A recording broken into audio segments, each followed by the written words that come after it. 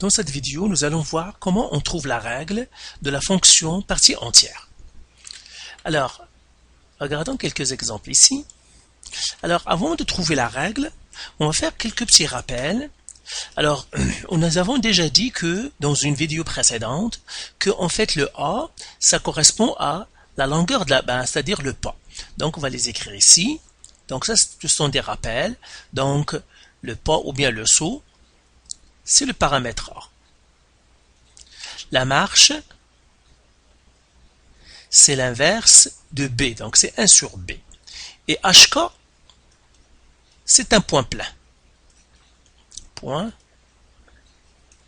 plein. Maintenant, si on a un graphique et qu'on veut trouver la règle, la première chose qu'on doit faire, c'est sortir ces informations.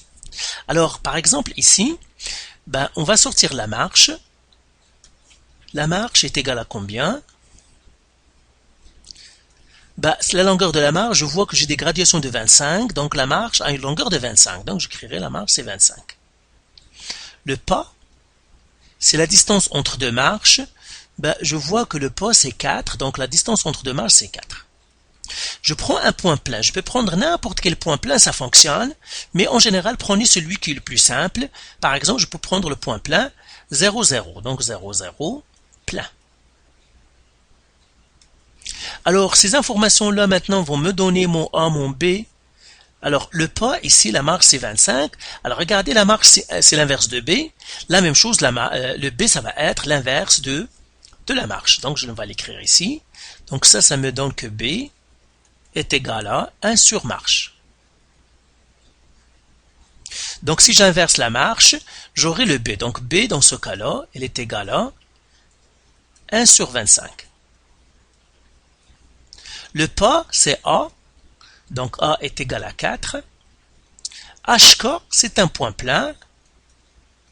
Et dans ce cas-là, je vais prendre 0, 0. Ça veut dire H est égal à 0 et K est égal à 0.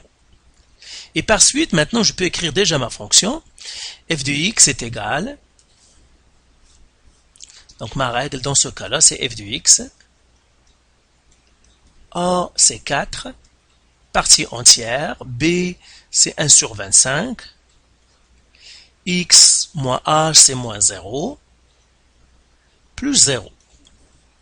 Qui va me donner finalement, c'est 4. Partie entière, x moins 0, c'est x. Donc c'est x sur 25.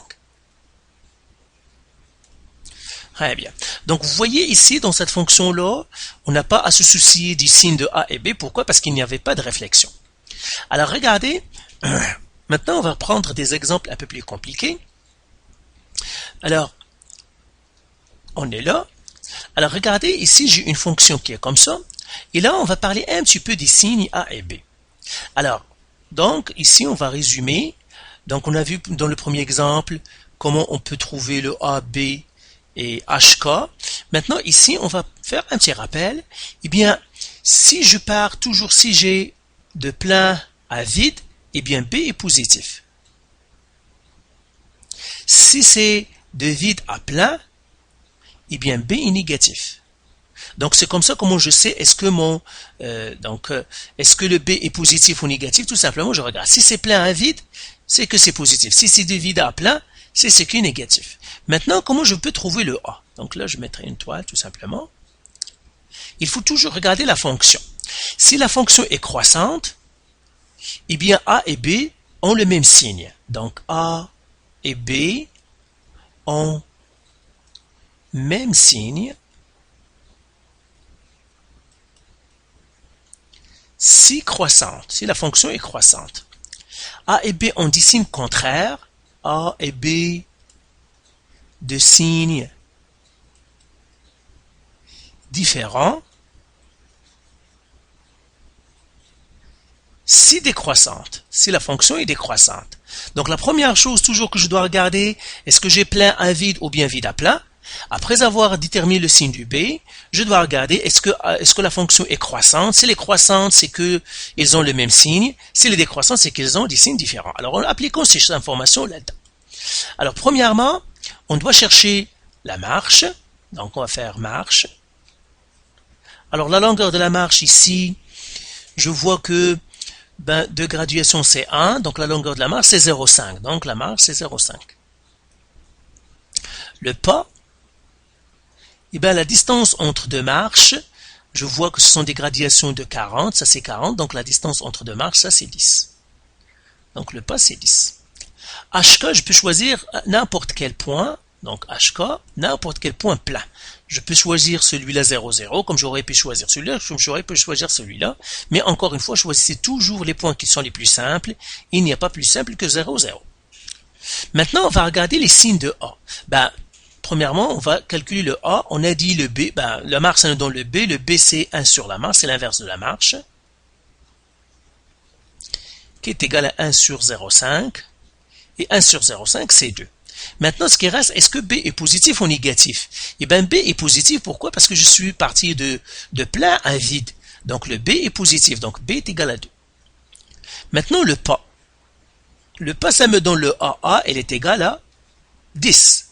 Je dois regarder est-ce que A est positif ou négatif. Je vois que la fonction est décroissante. Et on a dit, si la fonction est décroissante, A et B ont des signes différents.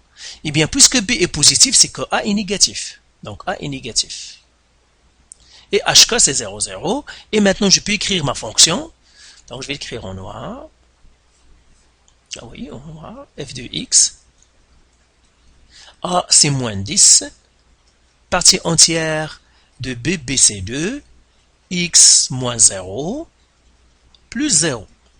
Alors, on se débarrasse des zéros inutiles. Donc, ça me donnera 10. Partie entière de X. Donc, F de X est égal à moins 10. Partie entière de X. Alors, regardons un autre exemple. Donc, ici, j'ai f de x, donc j'ai cette courbe-là. Donc, maintenant, on va encore trouver la marche pour trouver le A. Donc, marche. Elle est égale, la longueur de la marche, je vois que ce sont des bonds de 25. Donc, la marche, c'est 25. Ce qui va me donner B, c'est l'inverse de la marche, 1 sur marche, qui va me donner 1 sur 25. Mais il faut savoir, est-ce que B est négatif ou non? Ben, je vais partir de vide à plein, donc ça veut dire B est négatif. Donc B, elle est égale à moins 1 sur 25. Parce qu'on a dit c'est vide plein. Si vide plein, B est négatif. Maintenant, je cherche le pas pour trouver le A. Le pas, c'est quoi? La longueur entre deux marches, la distance entre deux marches, c'est 100. Alors, je vois la fonction, elle est décroissante. Et on a dit, si la fonction est décroissante, ça veut dire que A et B, ils ont des signes contraires. Puisque B est négatif, c'est que A est positif. Donc ça me donne A, elle est égale à 100. Donc 100, A est positif. Pourquoi? Parce que la fonction est décroissante. Et on a dit, si la fonction est décroissante, eh bien A et B ont des signes contraires. Et maintenant, il faut trouver un point plein. Point plein, donc je prendrai celui-là qui est sur l'axe parce qu'il y a un 0. Donc, je prendrai HK. Donc, ça c'est 25, ça c'est 50. Donc, ça va être 50, 0. Et maintenant, je peux déjà écrire ma fonction. Je vais l'écrire en vert. Donc, f de x, elle est égale A, elle est égale à 100. Partie entière B est égale à moins 1 sur 25. X moins H, c'est 50. Plus K, c'est 0. Donc, ce qui va me faire finalement f de x, elle est égale à 100. Partie entière moins 125. X moins 50. Alors, regardons le dernier exemple. Alors là encore, on doit chercher la marche pour qu'il nous donne le B. Donc, marche, elle est égale, alors la longueur de la marche, je vois que c'est 50, donc 50. Ce qui va me donner B, c'est l'inverse de la marche. Donc 1 sur marche. Qui va me donner finalement 1 sur 50. Et je regarde, est-ce que B est négatif ou non? Ben, je vois que c'est de vide à plein. Vide à plein, ça veut dire que c'est mon B est négatif. Donc B, elle est égale à moins 1 sur 50. Tout simplement, pourquoi? Parce que je pars de vide à plein. B négatif. Donc je le reprends aussi tout simplement pour que vous vous rappeliez. Maintenant, je dois trouver le pas pour trouver le A. Le pas, la distance entre deux marges, je vois ce sont des gradations de 20. Donc ici aussi, donc ça c'est 40. Donc le pas c'est 20.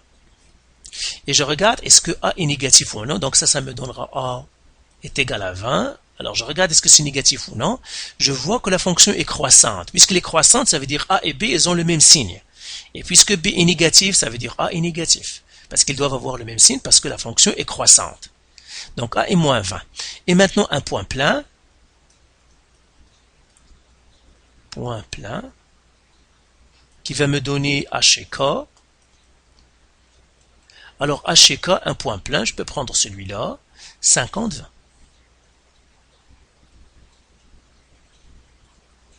Et là, maintenant, ma fonction, je peux l'écrire, j'ai toutes les informations dont j'ai besoin. F de x, elle est égale à A, c'est moins 20. Partie entière. B, c'est moins 1 sur 50. X, moins H, c'est 50. Plus K, c'est 20. Et voilà, j'ai trouvé ma fonction. Donc voilà pour la règle de fonction définie par partie entière. Tout simplement, cherchez votre marche, cherchez le pas, cherchez un point plein, assurez-vous de bien trouver les signes. Si vous voyez que toujours, essayez de trouver le signe de B en premier.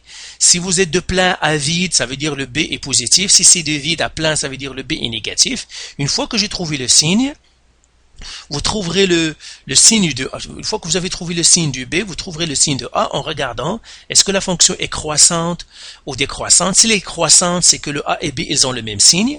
Si elle est décroissante, c'est que A et B, ils ont des signes contraires.